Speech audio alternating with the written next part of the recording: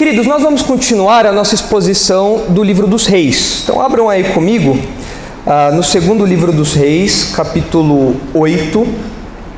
Acho que tem a projeção aí também. Obrigado, Dani, pelo esboço aí. Os irmãos veem aí o trecho que nós vamos estudar hoje. É o capítulo 8 de 2 Reis, versículos 25 a 29.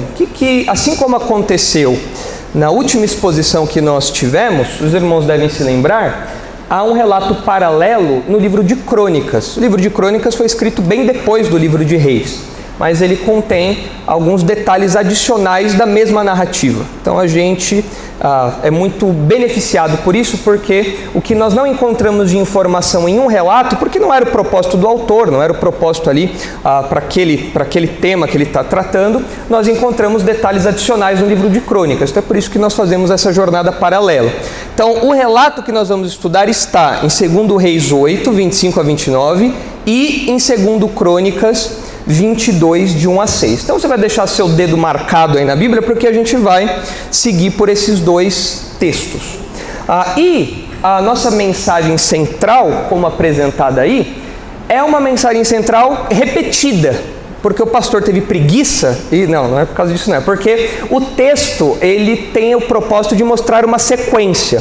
É a mesma lição apresentada em duas partes, por assim dizer. Então a primeira parte, que foi onde nós apresentamos essa mensagem central, foi no reinado do pai de Acasias. Nós vamos estudar o reinado de Acasias, tá ali, ó, duas influências mortais na vida de Acasias. Acasias é o nome do rei, que nós vamos estudar agora. Ele é rei de Judá. E o pai de Acasias era o Jeorão.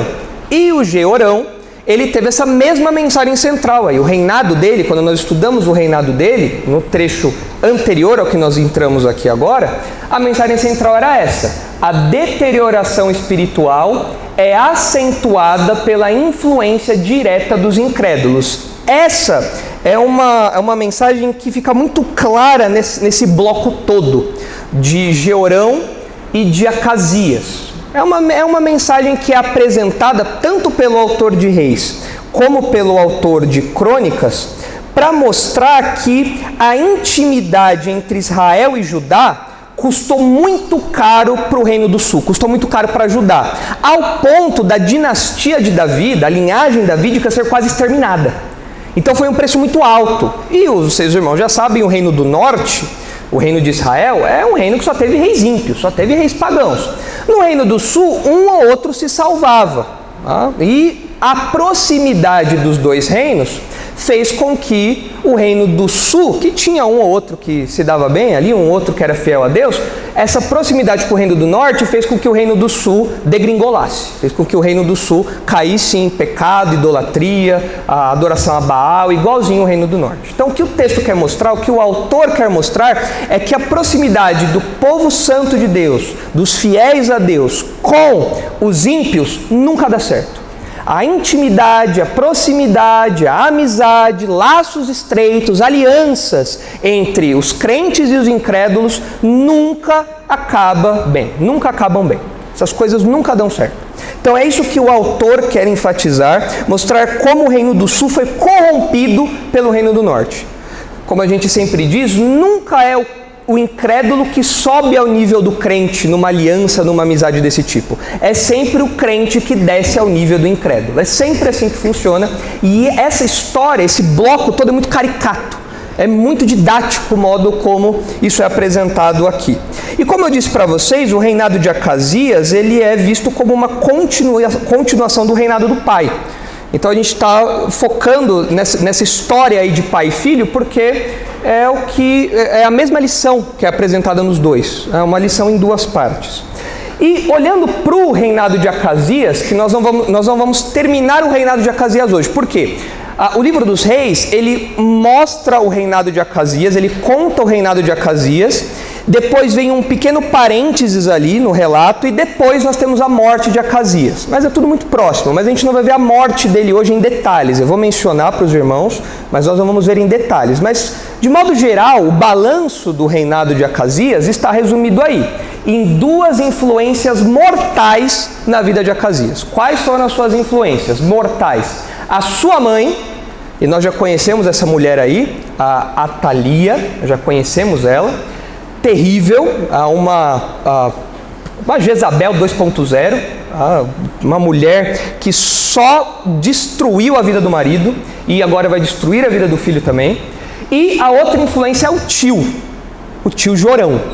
Então, você percebe aí que na vida de Acasias, as influências mortais são influências familiares, o que surpreende um pouco, porque você fala, poxa, família é tudo de bom, família só tem gente boa, família, aqueles são os parentes que só querem o seu bem, nenhum parente quer o seu mal. Onde você já viu a mãe querer o mal do filho? Onde você já viu o titio que levava brinquedo lá no aniversário, dava presente ali? Onde você viu o titio querer o mal do sobrinho? Pois é.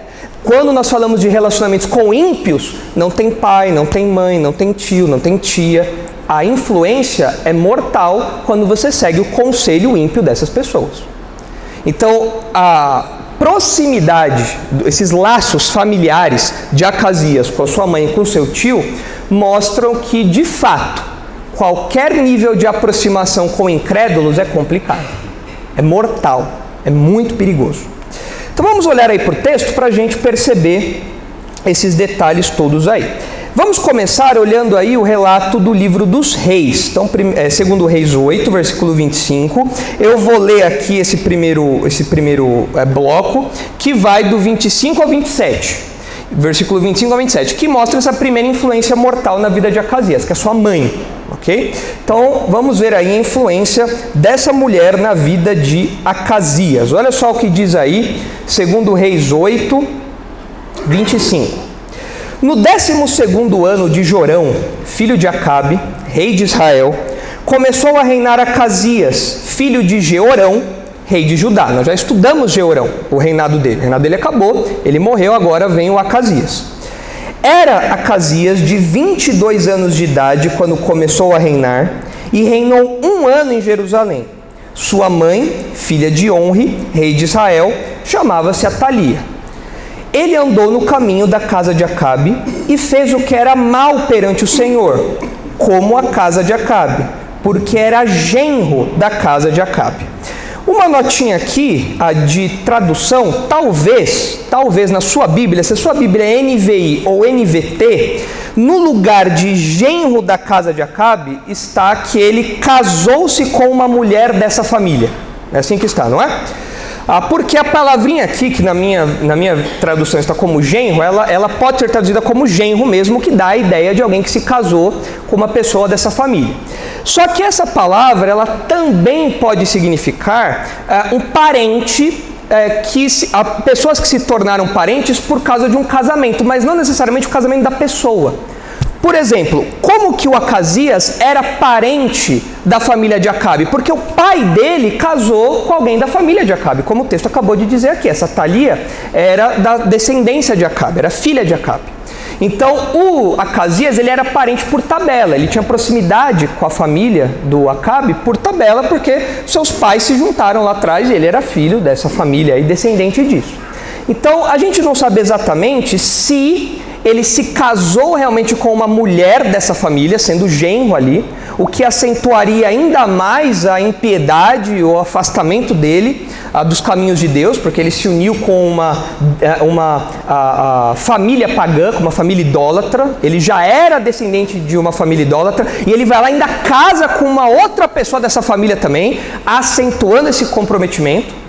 Mas pode ser que o texto esteja falando que ele tinha uma proximidade muito grande, porque ele tinha vínculos familiares, ele era um parente com essa família.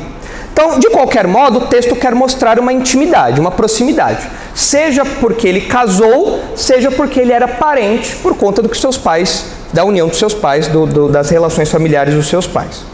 Se os irmãos se lembrarem, e eu sei que é difícil exigir que os irmãos se lembrem disso, porque essa árvore genealógica é um tanto quanto confusa, mas se os irmãos se lembrarem daquela imagem que eu passei lá atrás, na verdade eu não vou exigir que vocês se lembrem, eu trouxe a imagem de novo. Então, Daniel, põe aí por favor, porque eu sei que é um pouco demais exigir que vocês se lembrem disso, né? Acho que a última exposição disso, acho que nós trabalhamos isso acho que foi em setembro, outubro do ano passado, não dá para lembrar, né? Então, eu trouxe a imagem aí para ficar mais fácil, então não precisa forçar a sua memória, mas você tem que lembrar pelo menos um pouquinho, algumas informações de cada um. Então, essa árvore genealógica toda aí que você tem, que nós estamos estudando, é a seguinte: Lá em cima, no reino do norte, o reino de Israel, você tem o Acabe e a Jezabel. Nós conhecemos bem esse casal.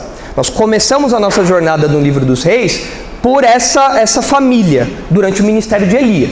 Então Acabe era um rei mau, era um rei ímpio, terrível, e Jezabel era uma esposa terrível também, pagã e idólatra. Eles dois tiveram pelo menos 3 filhos aí que ganham destaque na história dos reis.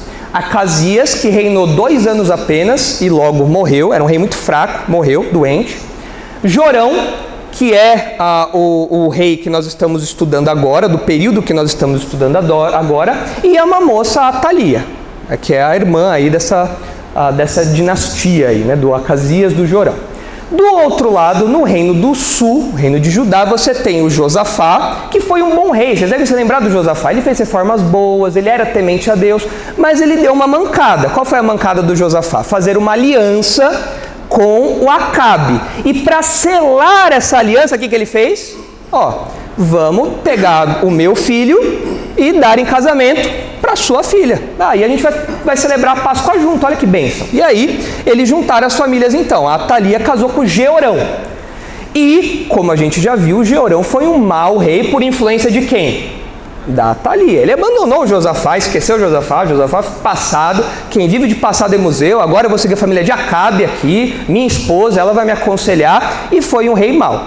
O Georão e a Atalia tiveram um filho, que se chama Acasias. Okay? Então essa é a árvore genealógica aí. Onde nós estamos agora? Nós estamos ali no Acasias, certo? Então os irmãos vão ver que vai aparecer um Jorão aqui na história. Que Jorão é esse? É o tio do Acasias, irmão ali da mãe dele, da Atalia, certo? Entenderam essa relação aí de grande família? Entenderam? Ok. Família bem bagunçada essa, né? Família para você não seguir em nada o exemplo dela. Cronologicamente, os irmãos devem se lembrar também que nós temos uma linha do tempo. Onde nós estamos aí agora? Então você tem ali a linha do reino dividido, acima em azul o reino do norte, Israel, e abaixo em verde o reino do sul, Judá.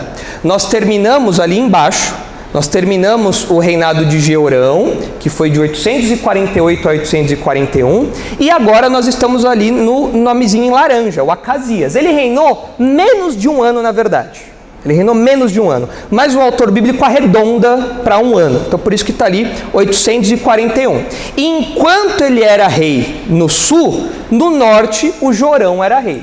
E vocês devem observar que o reinado deles termina no mesmo ano. Por quê? Porque os dois morrem no mesmo dia. Os dois morrem na mesma ocasião. Os dois morrem pela mesma pessoa. Jeú vai exterminar os dois, aí vai acabar com os dois, mas esse é um episódio um pouco sanguinário que a gente vai ler um pouco mais para frente, abrindo uma outra seção do livro dos reis. Mas nós estamos aí no ano 841 e de novo, como eu sempre digo, essa linha do tempo é importante para você saber que a história bíblica não acontece no vácuo. A história bíblica acontece no tempo e no espaço. Isso aconteceu no ano 841 a.C. Então nós estamos voltando no tempo e vendo ali os bastidores de toda essa dinastia, toda essa briga familiar que vai acontecer ali pelos próximos capítulos, certo? Então, estamos ali no reinado de Acasias. Muito bem. No relato dos reis aqui, nós não vemos nenhum detalhe muito diferente do que chama muito a nossa atenção pelo que nós lemos aqui agora. A não ser esse detalhezinho aí da família, que nós vemos essa proximidade de Acasias com a família de Acabe. Mas agora, pulem para o livro de Crônicas. Vamos ver o relato de Crônicas agora. Olhando ainda para a influência da mãe de Acasias sobre ele, da Atalia. Segundo Crônicas 22, capítulo 1. Segundo Crônicas, capítulo 22, versículo 1. Olha só o que diz aí. Crônicas dá alguns detalhes adicionais para nós de como foi essa transição. Essa coisa de governo de transição é sempre uma tragédia, né? A gente sabe muito bem disso, né? Governo de transição sempre tem umas tretas ali para resolver, né? Aqui, quem fez o governo de transição foi o próprio povo. Porque o jeito que o Georão morreu, ele não deixou a casa pronta. Então o povo teve que resolver a situação. Olha só o que acontece. Segundo Crônicas 22, 1. Deixa eu abrir aqui também. Olha só. Os moradores de Jerusalém, em lugar de Georão, fizeram rei a Acasias, seu filho mais moço. Notem que o que o texto está falando aqui é que Jeorão não deixou um sucessor pronto. Jeorão não deixou um rei já engatilhado para quando ele morresse. O próprio povo viu que o Jeorão morreu e teve que fazer alguma coisa ali às pressas, pegou lá o rei e falou: ó, você vai ser o rei aqui agora. Por que isso aconteceu? O texto dá a explicação. Porque a tropa que viera com os arábios ao arraial tinha matado todos os mais velhos. Assim reinou Acasias, filho de Jeorão, rei de Judá. Se os irmãos olharem aí o capítulo 21, que nós já estudamos, nos versículos 16 e 17 é narrado para nós como foi essa invasão dos arábios e o que aconteceu. De modo que só sobrou Acasias, que era o filho mais moço. Não era normal o filho mais moço reinar. Quem reinava? O filho mais velho, não o filho mais moço. Mas só sobrou Acasias. Por que só sobrou Acasias, que era o caçula? O texto diz, capítulo 21, versículo 16. Despertou, pois, o Senhor contra Jeorão o ânimo dos filisteus e dos arábios que estão do lado dos etíopes. Estes subiram a Judá, deram contra ele e levaram todos os bens que se acharam na casa do rei, como também a seus filhos e as suas mulheres, de modo que não lhes deixaram filho algum, senão Jeoacás, o mais moço deles. Quem é esse Jeoacás? É o Acasias, um outro nome para o Acasias. Então Jeoacás e Acasias é a mesma pessoa. É o filho mais moço aqui. Só ele sobrou. E aí o povo, depois da morte de Jeorão, vocês devem se lembrar que Jeorão morre de um jeito muito feio. Ele morre com as suas entranhas saindo, uma enfermidade incurável. É uma coisa que se prolonga, um sofrimento terrível ali. Quando o Jeorão morre, o povo fala: e agora? Quem que vai nos governar aqui? O Jeorão bateu as botas e não deixou ninguém no lugar. Todos os filhos do Jeorão morreram, a não ser o Acasias. O povo não teve muita alternativa.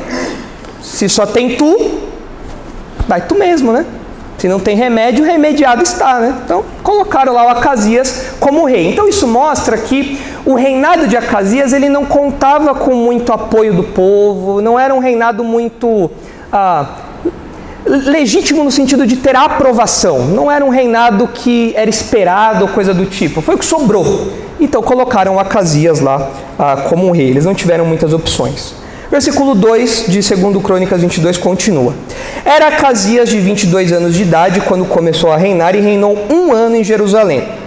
Essa informação aparece em Reis também, nós lemos isso, o fato dele ter reinado 1 ano só, ou menos de 1 ano. O fato desse reinado ser curto é uma expressão de juízo de Deus, porque a impiedade dos reis de Israel faz com que os reinados sejam muito curtos e as dinastias fiquem brigando. E aqui é um reinado extremamente curto, é menos de 1 ano. Aqui o autor bíblico arredondou para 1 ano. Curiosamente, tem um detalhezinho que talvez seja muito sutil na narrativa para nós. Mas volta lá para a linha do tempo, por favor, Dani, o slide da linha do tempo. Olhando aí pro slide, os irmãos percebem que tem 2 Acasias aí, não é? Um Acasias que era o tio do Acasias também. Então, não sei se o pessoal quer fazer uma homenagem, né? Você vai chamar igual seu tio, vai chamar Acasias. Não sei, né? Talvez seja um nome comum, tipo José, João, Enzo, sei lá, né? Mas tinha lá o nome de Acasias. E você tinha o Acasias que a gente está estudando, e você teve o Acasias anos atrás, que nós já estudamos também. Só que eles não têm apenas o mesmo nome. Eles têm também o mesmo caráter, os dois foram reis maus, foram reis ímpios, e os dois tiveram um reinado curto. O Acasias lá de cima, o Acasias tio, teve 2 anos de reinado. E o Acasias sobrinho, que a gente está estudando agora, ele teve menos de 1 ano. São reinados curtos. Pode ser que sutilmente o texto esteja falando o que para nós? Olha, eles não são apenas pessoas com o mesmo nome. Eles são pessoas que têm o mesmo caráter e são pessoas que também tiveram o mesmo destino. Então, o texto está falando, as semelhanças não são meras coincidências. O reino do sul está imitando muito o reino do norte, ao ponto de ter os reis com o mesmo nome. Vocês devem se lembrar que Jeorão e Jorão é o mesmo nome, só que um é a abreviação do outro. Então, o reino do sul está imitando muito o reino do norte. Como? Mesmo nome, reis ímpios e reis que compartilham do mesmo destino. Uma mensagenzinha sutil no panorama geral que o texto está transmitindo para nós. Muito bem, versículo 3 aí agora, segundo Crônicas 22. Sua mãe, filha de Onri, chamava-se Atalia. Ele também andou nos caminhos da casa de Acabe, porque sua mãe era quem o aconselhava a proceder iniquamente. Aqui a gente vê claramente o primeiro ponto do nosso esboço. É a influência mortal da Atalia, da mãe dele. Fez o que era mal perante o Senhor, como os da casa de Acabe, porque eles eram seus conselheiros, depois da morte de seu pai, para a sua perdição. É muito curioso essa notinha que o autor de Crônicas coloca depois dessa descrição horripilante. Ele recebia conselho da família de Acabe, é o pior conselheiro que ele podia ter, os piores conselheiros que ele podia ter. Mas você vê no finalzinho que isso tem um propósito. Qual que é o propósito? Por que isso acontecia? Isso acontecia, o final disso, o resultado disso, seria a sua própria destruição, seria a sua perdição. Se os irmãos olharem o versículo 7, olha só o que diz no versículo 7. Foi da vontade de Deus que Acasias, para a sua ruína, fosse visitar a Jorão. Então o que a gente percebe aqui? Que o autor bíblico está preparando a gente para a tragédia que vai acontecer logo mais. O autor bíblico está dando indícios para nós de que logo mais vai acontecer alguma tragédia no reinado de Acasias. É muito interessante nós percebemos esses detalhezinhos da narrativa, porque o objetivo é justamente ir nos preparando. Alguma coisa vai acontecer. Eu me lembro algum tempo atrás de um filme que eu assisti, em que é um filme que no final, não vou contar o que acontece lá no final, porque eu vou dar um spoiler muito grande, mas no final acontece uma tragédia. E ao longo de todo o filme, toda cena aparece alguma coisa vermelha. Todo enquadramento tem alguma coisa vermelha, porque acontece uma tragédia, uma chacina, alguma coisa assim. E toda cena tem alguma coisa vermelha. E você percebe isso quando você revê o filme depois com mais detalhes, né? Mas por que o diretor faz isso? Porque ele vai nos preparando, meio que sem a gente perceber, para alguma tragédia que vai acontecer. Alguma coisa que vai estar relacionada aí a sangue, alguma coisa vermelha, né? Aqui o autor vai nos preparando para alguma coisa que vai acontecer também. Ele vai dando indícios. Olha, o Acasias tem o mesmo nome lá do tio. O Acasias é parente da família de Acabe. O Acasias é muito próximo do Jorão. E o texto fala que isso tudo acontece para a sua perdição. Isso acontece para a sua ruína. Ou seja, o fim do ímpio é um fim inevitável. A não ser que ele se arrependa e mude de caminho, o fim dele é inevitável. Não tem para onde correr. Acasias não se arrependeu. Ele teve um fim trágico, ele teve um fim mau. Então essa notinha aí, no final do versículo 4, para a sua perdição, e lá no versículo 7, que fala para a sua ruína, mostra esse caminho, essa trilha que ele está seguindo aí. Muito bem, nesse primeiro ponto, que a gente está falando aí sobre a mãe, a influência da mãe sobre o Acasias, o que chama a nossa atenção é o que está aí no versículo 3, quando fala que a sua mãe era quem o aconselhava a proceder iniquamente. Isso nos surpreende porque geralmente nós pensamos na mãe como uma figura de amabilidade, de verdade, de fidelidade, de confiança, mas quando nós tratamos do ímpio não é necessariamente assim. E aqui nesse caso a gente aprende, para a nossa experiência, para a nossa vida cristã, que o conselho do ímpio é sempre furada. O conselho do ímpio sempre acaba em ruína, como o texto diz aqui. O conselho do ímpio sempre acaba em tragédia, sempre acaba em desgraça. Muitas vezes nós vemos o conselho dos ímpios como conselhos legítimos, conselhos descolados, conselhos para frentex, né? Conselhos vanguardistas, aquele conselho, essa pessoa tem a mente muito iluminada, essa pessoa tem a mente livre de preconceito, são conselhos assim de uma sabedoria muito grande, né? Nós olhamos para o conselho dos ímpios e nós vemos às vezes bons conselhos, eu falo, nossa, essa pessoa ela fala com uma autoridade, essa pessoa ela fala com conhecimento de causa, essa pessoa ela fala de um jeito que convence, ela é muito sábia, mas é ímpia. E apesar desse verniz, apesar dessa aparência de sabedoria, de legitimidade, de descolado e tudo mais, o que está por trás é um conselho furado. O que está por trás é um conselho que vai afastar a pessoa de Deus, inevitavelmente, não tem jeito. Então o conselho do ímpio é sempre furada e sempre leva à ruína. Isso em qualquer contexto. No contexto de família, no contexto da escola e da faculdade, no contexto do trabalho, sempre tem pessoas dando conselhos e sempre tem crentes bobinhos ouvindo conselhos de incrédulos. No relacionamento, para o trabalho, para as escolhas da vida, tudo isso daí. Eu acho engraçado, tem alguns programas de rádio que às vezes eles conversam e dão conselhos lá, né, os apresentadores. É que assim, no meu carro não tem MP3, não tem Bluetooth, não tem nada. Só tem rádio. Não sei se os jovens sabem, antes, na época dos maias, dos astecas, a gente ouvia rádio, não tinha Spotify. Né? Então tinha lá a rádio, você tinha que sintonizar na rádio. Né? E aí você não baixava, o máximo que você fazia para baixar era gravar no CD. O pastor Marcos ainda na época de gravar no cassete, né? Na fita cassete, né? O download era assim, você não podia ficar apagando, não. Era um download só por fita cassete. Tem algumas regraváveis, né, ou não? Todas eram regraváveis, né? Eram CDs que alguns eram regraváveis e outros não. Mas era assim o Spotify da época, não sei se os jovens sabem, né? Mas no meu carro não tem nada disso, só tem rádio e CD, só, é arcaico, é dos Flintstones, o aparelho de som lá. E às vezes, você está no trânsito de São Paulo, alguma coisa, você vou ouvir alguma coisa, aí você sintoniza lá algumas rádios lá e vai ouvindo. É uma tragédia porque música brasileira contemporânea, meu Deus, é triste, né? Então você tenta salvar alguma coisa ali ou outra, né? Foge do sertanejo universitário, foge do pagode, foge do funk, e o que sobra é uma musiquinha de rock ou outra aqui a colar, né? Mas tudo bem. E aí, às vezes, a gente está lá no carro, eu e a Isabela, e começa um programa de bate-papo. Então, a pessoa manda áudio de WhatsApp, a pessoa liga lá e começa a falar. E todo programa tem um tema. Então, hoje o tema é finanças, hoje o tema é relacionamentos, hoje o tema é não sei o quê. E eu fico abobalhado, eu e a Isabela, a gente dá risada de ver como as pessoas dão peso para a palavra dos apresentadores. Tem alguns programas que o apresentador não sabe nem falar direito, ele é todo malandrão e tal, aquela coisa, e o pessoal fala, é isso aí, tá certo mesmo, esse conselho é bom, vou seguir isso daí. E o apresentador, você vê que ele tem uma vida super torta. Vez e outra que eu ouço o programa, eu decorei algumas informações. Tinha um apresentador que ele, algumas semanas antes, ele falava o seguinte, não, porque eu vou casar agora, eu encontrei a minha cara metade, acho que era o segundo ou terceiro casamento dele já. Isso daí ele falou que ia casar. 2 semanas depois ele estava dando conselho para as pessoas sobre não casar, porque ele já não ia mais casar. E aí as pessoas da rádio ouvem aquilo e falam, quer saber? É isso aí mesmo, eu vou fazer isso para a minha vida.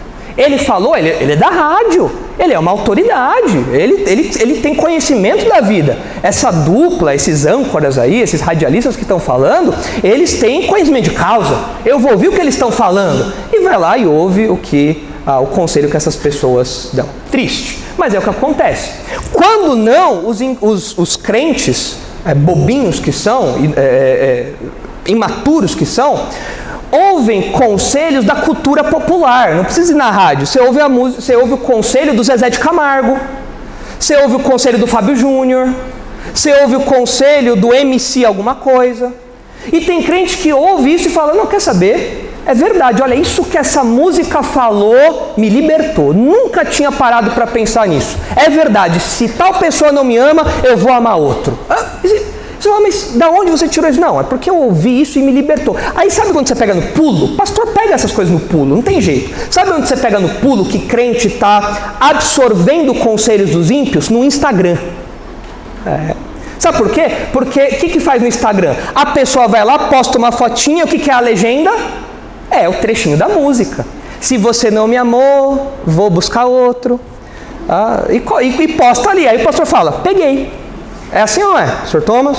Sr. Marcos, é assim? A gente pega no pulo. Por que essa legenda? Ninguém posta nada aleatoriamente. A pessoa vai lá e posta, peguei. Tá pegando o conselho do mundo. Tá pegando o conselho de Atalia. Tá pegando o conselho de radialista. Tá pegando o conselho da cultura popular. Quando não, pega conselho do Instagram mesmo. Aí é pior ainda, né? Aí vê aquelas frases de efeito, vê aqueles trechos de livro que ninguém sabe de onde veio, para onde foi, ninguém sabe quem é o autor, e coloca aquilo lá, compartilha aquilo como uma grande verdade. Aprendi ao longo dos anos, e a pessoa nem sabe quem é que está falando, e a pessoa toma aquilo como verdade, não sabe a fonte, não sabe se aquilo está alinhado com a palavra de Deus, porque a pessoa não conhece conhece a palavra de Deus e segue a sua vida baseado num conselho iníquo. Qual que é o destino dessa pessoa, de acordo com o texto?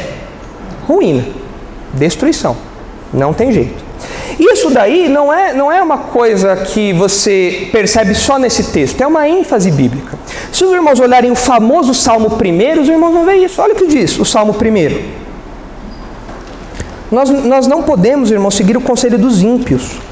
Nós não podemos e nós como crentes não precisamos. É isso que é triste. Porque o crente, ele tem a palavra de Deus livre, acessível, na própria língua, coisa que os antigos não tinham, nós temos agora. O crente tem o Espírito Santo habitando dentro de si, então você tem uma fonte inesgotável de sabedoria, acessível o tempo todo, íntimo, próximo a você. O crente tem os irmãos, que, baseados na palavra de Deus, aconselham, exortam, edificam, encorajam. O crente tem os pastores, os mestres, que orientam de acordo com a palavra de Deus. Ou seja, não tem por que o crente buscar conselho com o incrédulo, mas tem muito crente que por imaturidade, por falta de espiritualidade, por falta de conhecimento bíblico, acaba dando ouvidos à música, a sertanejo, a cantor, a radialista, a Instagram, que seja o que for. Olha só aí o que diz o Salmo 1, famoso Salmo 1.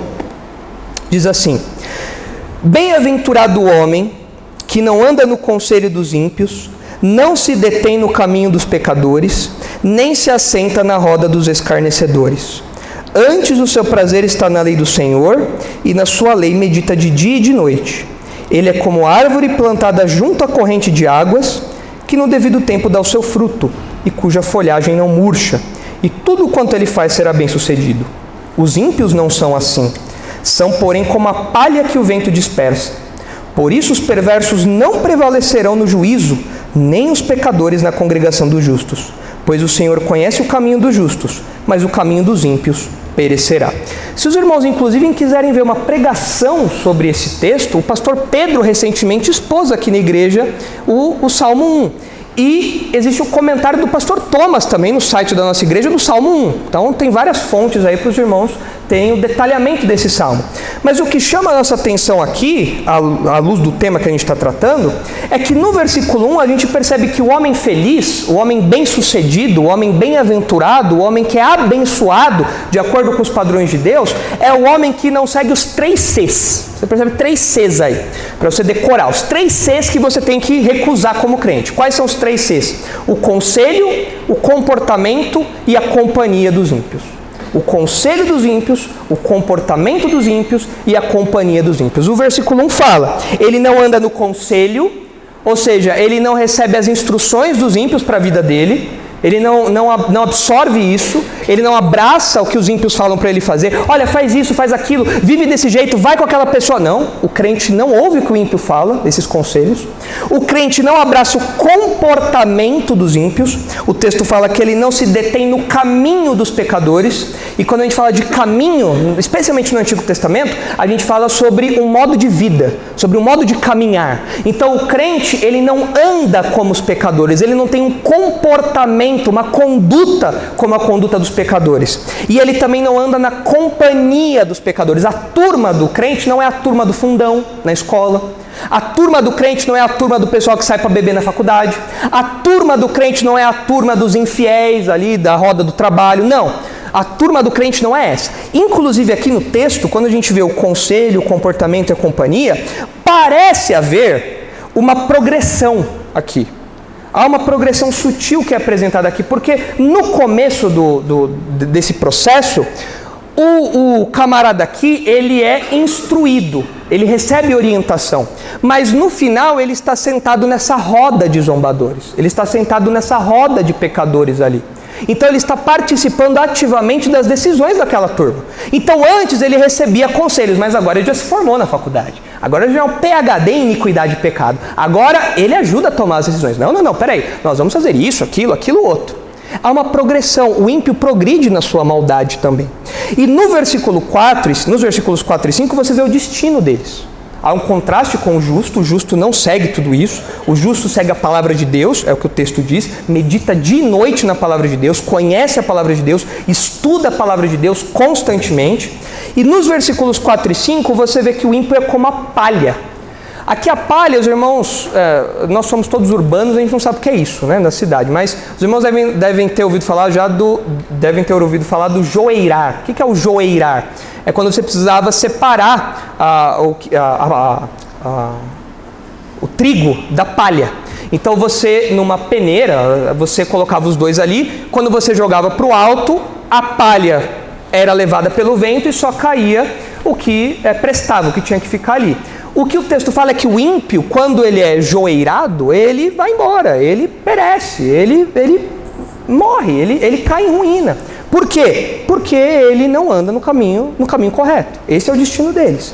Isso mostra a transitoriedade, a improdutividade, a recusa completa de Deus para com essa pessoa. E é exatamente o que acontece com Acasias. É exatamente o que acontece com ele. Alguém que foi improdutivo, transitório, reinou menos de um ano e foi assim receber o juízo de Deus. Então é muito triste a gente perceber o que aconteceu com Acasias. Agora, o Salmo 1 mostra o ímpio e o justo. Se você é um ímpio, o seu destino está aqui. Está traçado, é uma rota inescapável. Você vai acabar como o Acasias, de um modo ou de outro. É a rota de todo ímpio, cair em juízo de Deus.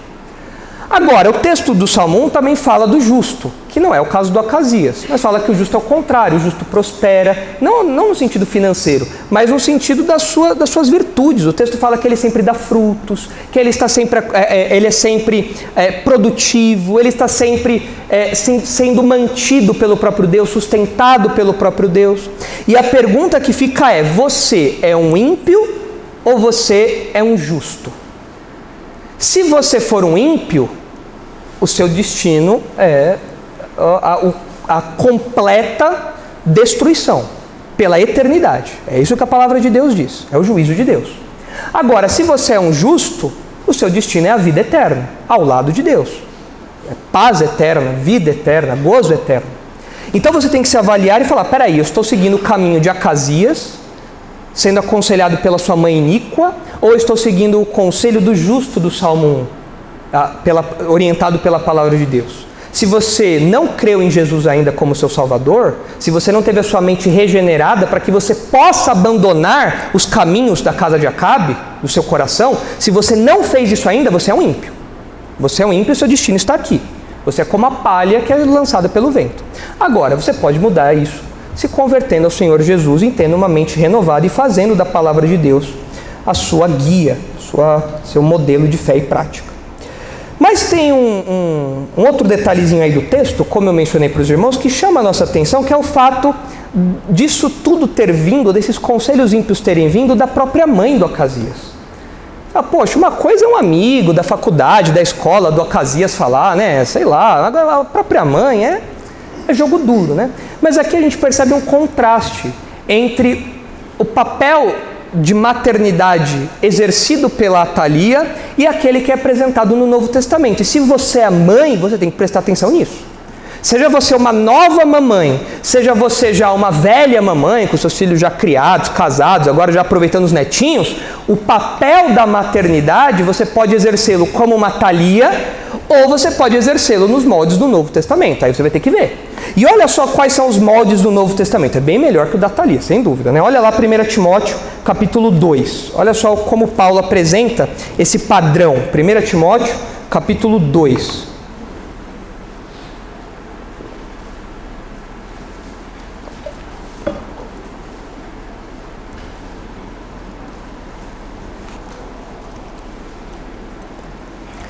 Timóteo 2, 11.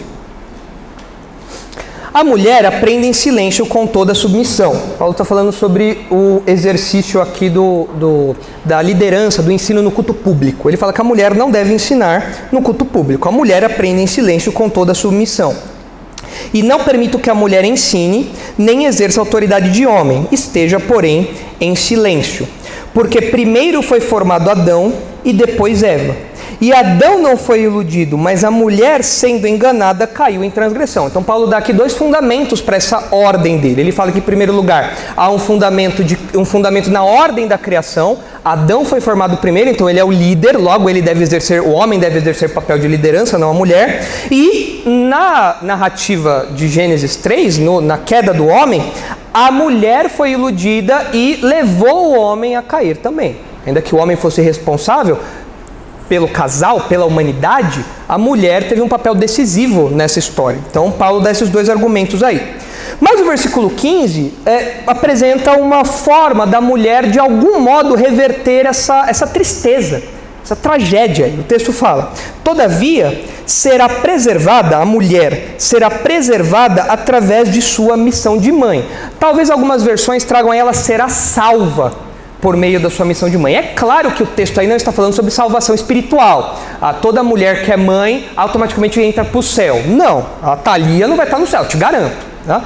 Não é o caso. Jezabel muito menos também. Não tem nenhum relato dela se arrependendo. O simples fato delas serem mães não garante passaporte para o céu. Então não é isso que o texto está falando. O que o texto quer dizer aqui é sobre uma salvação ou uma reversão funcional da coisa. Quando a mulher agiu lá no Éden, foi só desgraça. Mas agora, como que ela pode reverter isso? Como que ela pode mudar isso? Como que ela pode reverter essa função que lá atrás foi tão desgraçada? O papel dela foi lançado na lama. Como que isso pode ser revertido?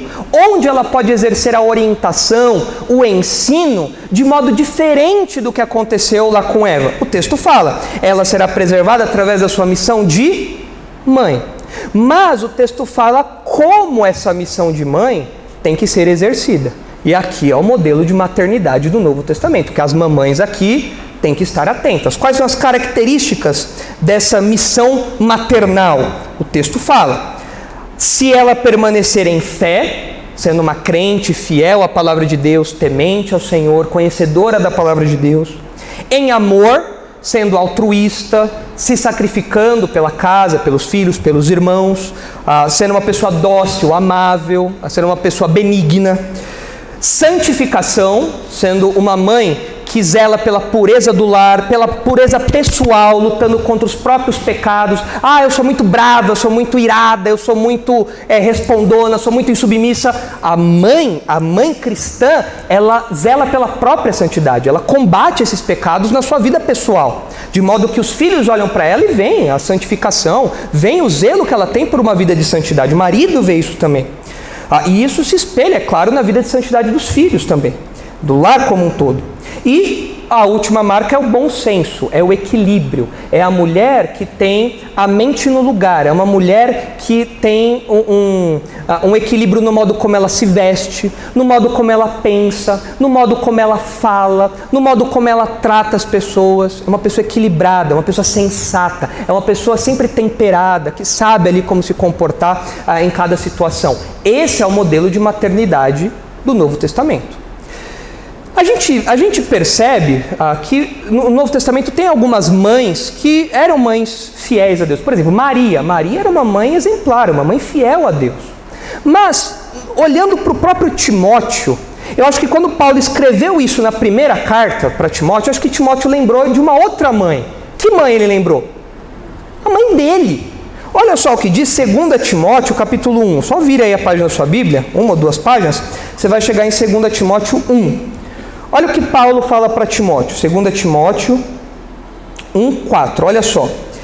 Lembrado das tuas lágrimas, estou ansioso para ver-te, para que eu transborde de alegria.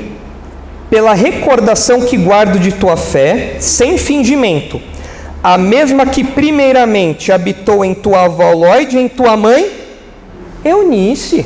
Então olha só, você tem dois modelos para seguir. Você pode ser uma mamãe, Atalia, ou você pode ser uma mamãe, Eunice. Então, no seu epitáfio, na sua lápide, vai estar lá, mamãe Atalia ou mamãe Eunice. E, consequentemente, você vai ser uma vovó Atalia ou uma vovó Eunice também. Ou uma vovó Lloyd aqui no caso, né? Vovó Lloyd é uma coisa meio feia, né? Lloyd, a gente lembra Debbie Lloyd, né? Mas na época era o nome normal, né? Lloyd. Se você quiser dar ao seu filho o nome de Lloyd, né? Tem um teólogo famoso, Martin Lloyd Jones, né? Mas não é esse Lloyd aqui não, é outra coisa.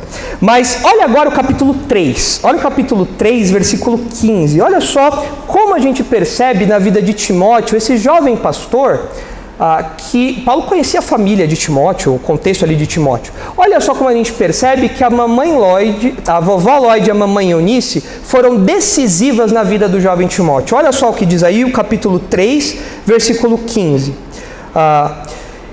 Você, Timóteo, desde a infância sabes as sagradas letras. Quem foi que ensinou desde a infância as sagradas letras para o pequeno Timóteo? Quem era que cantarolava as musiquinhas bíblicas ali para o Timóteo? Quem é que falava ali no berço, enquanto o Timóteo estava chorando, ficava lá, fazia o Timóteo ninar e falava do Evangelho, falava da palavra de Deus? Quem é que fazia isso? A mamãe Eunice, a vovó Lloyd. Então você tem um contraste muito grande entre a Thalia e a Eunice. E as mamães que estão aqui têm que ver se você é uma mamãe Atalia ou se você é uma mamãe Eunice. Se você for uma mamãe Atalia, parabéns, você está destruindo a vida do seu filho. Seu filho vai acabar como Acasias. Se você é uma mamãe Eunice, Deus te dê força para que você continue assim, para que o seu filho seja um Timóteo. Pela graça de Deus, é claro, não apenas pelo seu esforço. Mas é importante que as mamães sejam atentas a isso, porque não tem para onde fugir. Ou você vai ser uma Atalia, ou você vai ser uma Eunice. E vocês têm que avaliar, as mamães aqui têm que avaliar quem vocês são. E os homens, especialmente os solteiros, né, quem é casado não tem mais para onde correr. Né? Você casou com uma Thalia, você é o Georão. Agora, os homens solteiros, eles têm que olhar, falar, peraí, essa mulher, essa solteira aí, essa moça aí, será que ela vai ser uma mamãe Eunice ou uma mamãe Atalia? Você vê pelos conselhos que ela dá para os outros, pela forma como ela se comporta, você percebe isso. Então os solteiros aí tem que ficar esperto. 2023, o ano do desencalhamento para muita gente aí, tem que desencalhar, tem uns solteiros dando risada aí já, tem que desencalhar com uma Eunice, não com uma Thalia. Pelo amor de Deus, não acabe se enrolando aí, se envolvendo com uma mulher ímpia, porque senão a sua família vai sofrer com isso também. Então muito bem, está ali a primeira influência mortal na vida de Acasias, a sua mãe Atalia. Certo? Entenderam? Ok? Agora vamos ver a segunda influência então para a gente terminar. A segunda influência é o tio do Acasias, é o Jorão. Olha o que diz aí o texto de 2 Reis 8, agora o versículo 28. 2 Reis 8, 28, olha só. Foi com Jorão, filho de Acabe, a Ramote de Gileade, a peleja contra Azael, rei da Síria, e os sírios feriram Jorão. Seguinte, esse Jorão, vocês sabem, nós já vimos lá na árvore genealógica, é o tio do Acasias. Volta lá a árvore genealógica, por favor. Daniel, obrigado. Tá ali, ó. É o Acasias e o Jorão. É o tio do Acasias, filho do Acabe. Então, o Jorão, que é rei do norte, estava indo em batalha por Ramote de Gileade. Ramote de Gileade é uma cidade que já apareceu antes, era uma cidade fronteiriça entre Síria e Israel, era uma cidade muito disputada. E o Jorão foi lá brigar. E o sobrinho dele, o Acasias, falou, não tio, eu vou junto com você pra gente brigar lá, porque dois brigam melhor que um. Então subiu lá para brigar por Ramote de Gileade junto com o tio. Esse Azael, que aparece aí, os irmãos já tiveram contato com ele, porque nos capítulos anteriores, pouco antes aí, no capítulo 8 mesmo, a partir do versículo 7, vocês veem Eliseu indo até Damasco, que era a capital da Síria, para ungir o Azael como futuro rei da Síria. E aí o Azael, o rei está meio doente lá, o rei da Síria, o Ben-Hadad está meio doente, o Azael vai lá e sufoca o rei, bota a fronha molhada com água lá, mata o rei e ele se torna então o rei da Síria, o Azael. Esse Azael começa a brigar com Israel, e eles disputam aquela cidadezinha fronteiriça ali, Ramote de Gileade. Essa Ramote de Gileade já apareceu outras vezes na história. 12 anos atrás, 12 anos antes desse episódio aqui, o Acabe fez uma aliança com quem para brigar por Ramote de Gileade? Tá ali no slide. Quem foi contemporâneo do Acabe? O Josafá. Olha a burrada que o Josafá fez. Notem o seguinte, inclusive, o Josafá é avô de Acasias. Essa aliança que Acabe e Josafá fizeram prejudicou não apenas a geração do Josafá, prejudicou quantas gerações depois? 2. Olha a desgraça que o Josafá fez com a família dele. Então você, que é pai, tem que se preocupar com as decisões que você toma, porque você pode influenciar não só a sua geração ou a geração do seu filho, você pode desgraçar várias gerações da sua família. E 12 anos antes desse episódio aqui, o Acabe tinha feito uma parceria com Josafá para eles brigarem por Ramote de Gileade. Isso está lá em 1 Reis 22. E nessa disputa, nessa batalha que aconteceu, que foi no ano 853 a.C., o Acabe morreu. O Acabe morreu em batalha. Vocês devem lembrar que o Josafá e o Acabe eles vão juntos para o campo de batalha. O Acabe vai disfarçado. O Josafá foge em determinado momento e aí o Acabe acaba morrendo porque uma flecha é disparada ali e bate no Acabe. O Acabe fica meio morrendo, meio vivo ali, mas no final ele morre o juízo contra ele vem de modo muito certeiro ali, nós já estudamos essa história. Mas ele morre em Ramote de Gileade também, ou seja, é a mesma cidade, o mesmo conflito, outras gerações. A gente vê a história se repetindo. E é interessante, nesse versículo 28 aí, que a gente percebe essa aliança. Lá atrás era o Josafá e o Acabe, depois era o Acasias e o Jorão. O próprio Jorão também fez alianças ali. Você percebe que os ímpios, eles sempre têm agendas e recursos semelhantes. Eles têm sempre agendas e recursos compartilhados. Eu vou mostrar uma imagem, peraí, não mostra ainda não, né? Eu vou mostrar uma imagem e os irmãos vão ver essa verdade estampada na foto, tá bom? Os irmãos vão ver, vão até dar risada. Vocês vão falar, não é possível. Vocês vão ver o Acasias ali, vocês vão ver o Jorão, vocês vão ver até a Jezabel. Vocês vão ver a Jezabel. Pode colocar a foto, Dani. Aí, ó. Tem ou não tem a Jezabel aí? Tem, né? Tem ali o presidente, nosso atual presidente. Tem a... como que ela chama? Cristina Kirchner, né? Que foi... o marido dela foi presidente da Argentina, destruiu a Argentina, ela voltou como vice, foi presa, está condenada, sei lá o que é. Mas você tem ali o Alberto Fernandes, né, o atual presidente da Argentina, e aqui você tem o Mujica, ex-presidente do Uruguai, né? Você vê aí a turma toda, ó. Você tem ali o Acasias, aí tá mais para Acabe, né? Você tem o Acasias, a Jezabel, você tem ali o Jorão, aqui o Mujica, eu não sei o que pode ser. Né? O que o senhor sugere, pastor Thomas? Quem pode ser o Mujica? É o Ben Haddad, né? É o Ben Haddad. Então tá aí a turma toda, tá aí. Se fossem tirar uma foto desse texto, ia ser isso daí que ia aparecer, entendeu? Por quê? O que você percebe nisso? Que os ímpios, os maus, têm agendas e recursos compartilhados. É por isso que você vai ter que trabalhar, porque metrô na Nicarágua não vai se construir sozinho, né? A gente vai ter que financiar tudo isso daí lá para fora. Mas é claro, coloquei aqui foto de governo esquerdista, mas é claro que existem ímpios na direita também que compartilham agendas e recursos. Isso é fato. Isso é normal, é comum que os ímpios se unam forças, se unam para atingir seus propósitos. E aqui você vê os ímpios se unindo para brigar lá por Ramote de Gileade, numa grande parceria, compartilhando recursos e agenda. Agora, o crente não pode fazer isso. O crente não pode se unir com ímpios. É isso que o texto quer mostrar.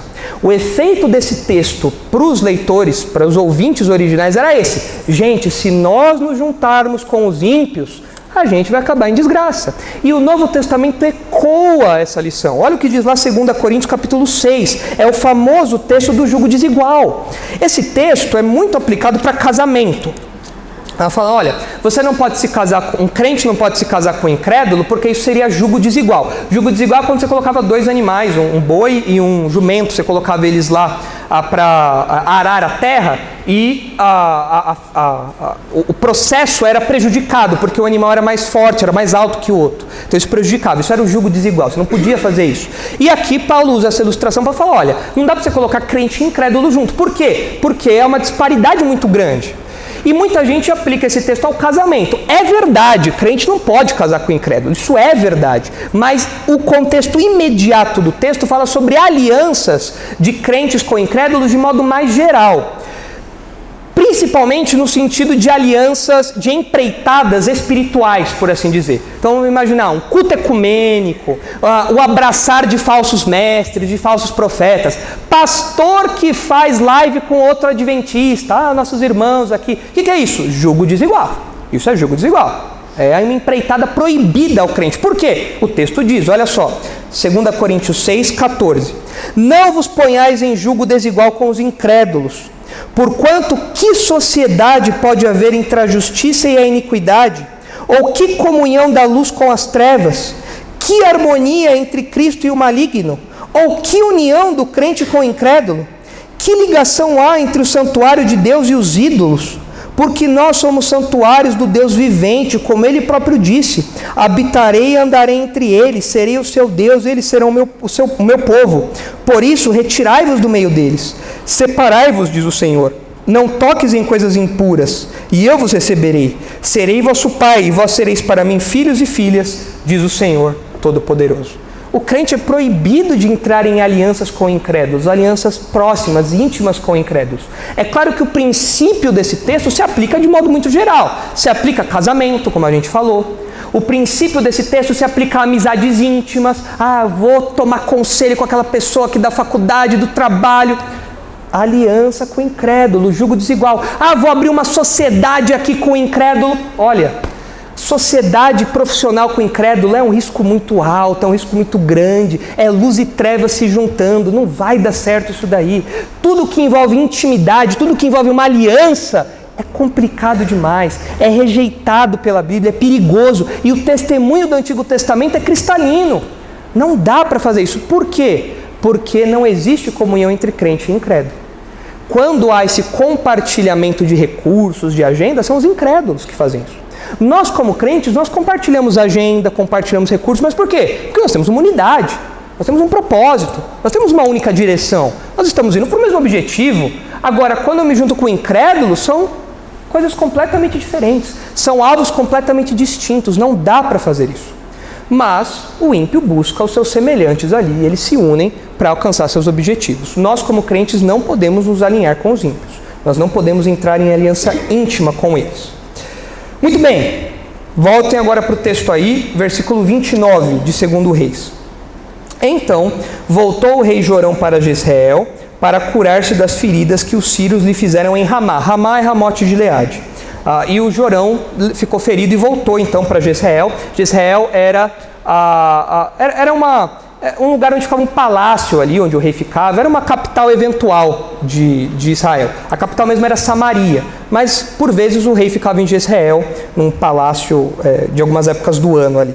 Quando pelejou contra Azael, rei da Síria, e desceu Acasias, filho de Jeorão, rei de Judá, para ver a João, filho de Acabe, em Jezreel, porquanto estava doente. Olha só o que aconteceu.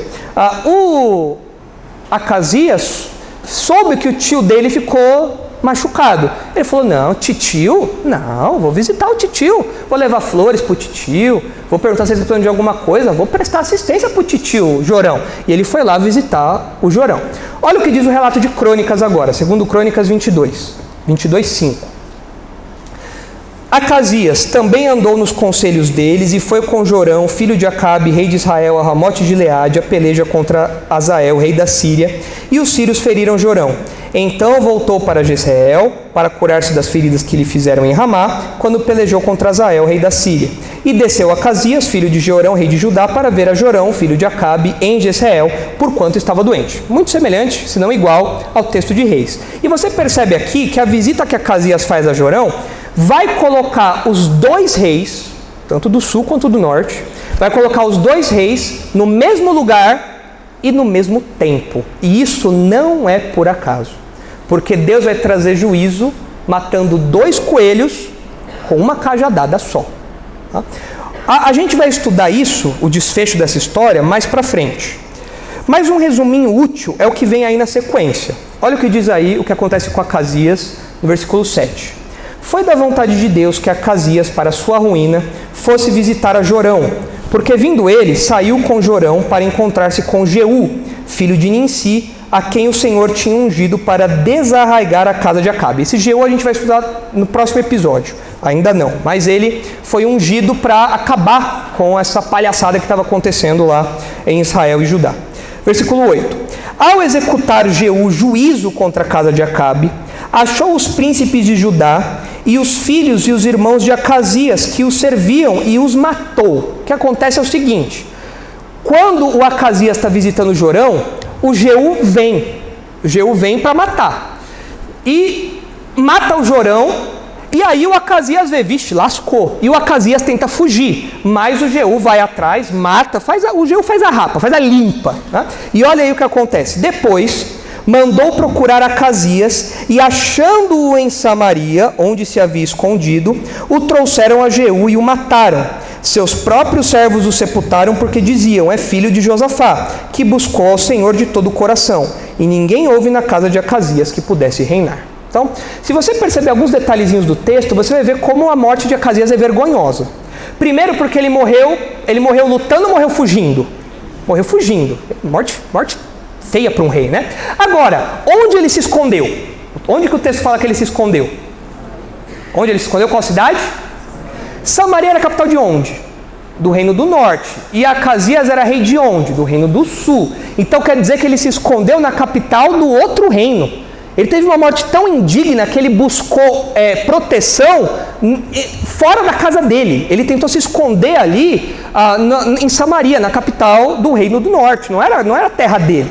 Talvez na tentativa de fugir para Judá, o caminho para Samaria, ele passou ali, tentou se proteger, já que ele era amigo, conhecia todo mundo. Ô João, abre a porta aí, João, Jeú está vindo me bater, abre a porta. E ele se escondeu lá, mas não teve jeito. Jeú pegou ele de jeito lá, levaram lá para cima de Israel e mataram ele lá, acabaram com ele lá. Mas o texto fala que ele se escondeu em Samaria, o que mostra um elemento vergonhoso e mostra também que ele era muito próximo do pessoal de Samaria, tinha acesso livre ali, conhecia todo mundo ali a ponto de se esconder ali. E ele só teve alguma medida de honra, algum sepultamento um pouquinho melhor, porque ele era neto de quem? Do Josafá. O que deu para o Acasias um pouquinho de respiro na hora de morrer, de ter um velório ali um pouquinho mais bonitinho, ter um sepulcro, não como o do Pelé, né, que é todo bonito lá e tal, mas um sepulcro um pouquinho melhor lá na terra dele lá, foi o fato dele ser neto de Josafá. Caso contrário, os servos não iam ter feito isso não, porque o motivo é claramente esse: é neto de Josafá que buscou ao Senhor de todo o coração. E o texto aí no versículo 9 termina falando que ninguém houve na casa de Acasias que pudesse reinar de novo. Você vê que Acasias não conseguiu deixar um sucessor pronto para assumir o reino. Isso é uma desgraça. Isso é uma desgraça para qualquer rei, para qualquer líder, não ter tempo, não ter habilidade para deixar um sucessor pronto. Foi isso que aconteceu com Jeorão e é isso que acontece aqui com o Acasias. Tem um elemento até de ironia nessa morte dele, porque ele sempre viveu buscando os conselhos do reino do norte. E no final ele morreu onde? No reino do norte. Ele sempre buscou os conselhos dos descendentes de Acabe, e ele morreu como um dos descendentes de Acabe. Ele morreu como os descendentes da dinastia de Acabe. Então, com isso, a história bíblica quer enfatizar que a união íntima com incrédulos sempre resulta em comprometimento e morte. Talvez o Acasias pensasse: vou me juntar com o Jorão, isso vai ser bom, isso vai ser forte, isso vai ser sucesso. Mas na verdade é o oposto, é fraqueza e fracasso. A união com o incrédulo, a mais promissora de sucesso, de fortaleza, é sempre o contrário. É fracasso e fraqueza. Sempre. Para terminar, vejam o que diz Provérbios 1. Vamos terminar lendo esse texto. Provérbios capítulo 1, que mostra o perigo, mais uma vez, um outro texto bíblico que mostra o perigo de você estar junto dos incrédulos. Provérbios 1, 10 a 19. Olha o que diz aí. E aí nós terminamos com a leitura desse texto.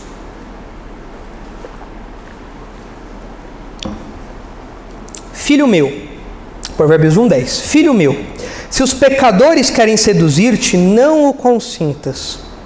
Se disserem: vem conosco, embusquemo-nos para derramar sangue, espreitemos ainda que sem motivos inocentes. Traguemo-los vivos como o abismo e inteiros como os que descem a cova. Acharemos toda sorte de bens preciosos, encheremos de despojos a nossa casa. Lança tua sorte entre nós, teremos todos uma só bolsa. O que o autor está falando aqui é o seguinte: olha, os ímpios, meu filho, vão te convidar. Vamos lá tomar uma cervejinha com a gente. Não, vamos lá fazer uma coisa, ó, vamos lá acertar as contas com aquele cara lá que folgou comigo. Vamos lá comigo, vamos fazer tal coisa. O convite sempre virá. Sempre. Filho meu, não ouça esse convite dos ímpios. 15. Filho meu, não te ponhas a caminho com eles. Guarda das suas veredas os pés, porque os seus pés correm para o mal e se apressam a derramar sangue. Pois debalde se estende a rede à vista de qualquer ave. Estes se emboscam contra o seu próprio sangue e a sua própria vida espreitam. Tal é a sorte de todo ganancioso, e este espírito de ganância tira a vida de quem o possui. O que o texto fala é que o ímpio, na ânsia do desejo de querer fazer o mal ao outro, ele mesmo cava a própria cova. Ele mesmo programa o mal para si. O destino dele é esse, e ele mesmo vai ser ferido por aquele próprio mal que ele quis causar ao outro. Então, o filho aqui, que está recebendo esse conselho, ele não deve se associar com essa turma aqui. E o crente não tem, por isso que o crente não tem que se associar com o incrédulo, porque esse é o destino que a Bíblia bate várias vezes. É muito curioso perceber como você vê, por exemplo, teve um tiroteio entre polícia e traficantes num baile funk. Aí sempre tem um filho de crente lá no meio, né? Sempre tem um filho de crente no meio do baile funk que morre baleado. Mas ele era tão bom, ele não era ladrão, não era nada, ele só tinha umas amizades meio estranhas. Se estava no baile funk, não era boa pessoa. Estava no lugar errado, na hora errada, com as pessoas erradas e fazendo o que era errado. Ele não estava fazendo vigília, evangelismo no baile funk. Não estava fazendo isso.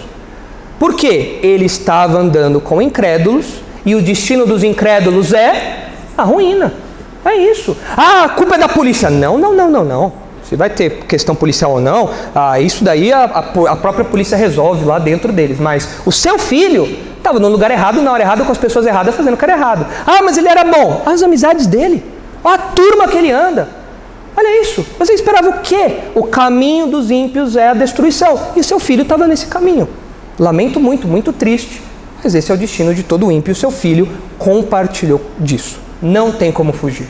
Quem anda com os ímpios compartilha o destino deles. É isso que esse texto mostra para nós, tanto na parte de Jeorão, pai de Acasias, como na parte de Acasias. A deterioração espiritual é acentuada pela influência direta dos incrédulos. Certo? Terminamos então essa parte, superamos isso. Na sequência, na outra ocasião, a gente vê aí o que vai acontecer. Aí nós vamos ver aí alguns personagens novos sendo introduzidos, e é uma parte um pouco mais sanguinária do livro dos reis. É uma parte um pouco mais agitada. É isso aí, cenas dos próximos capítulos.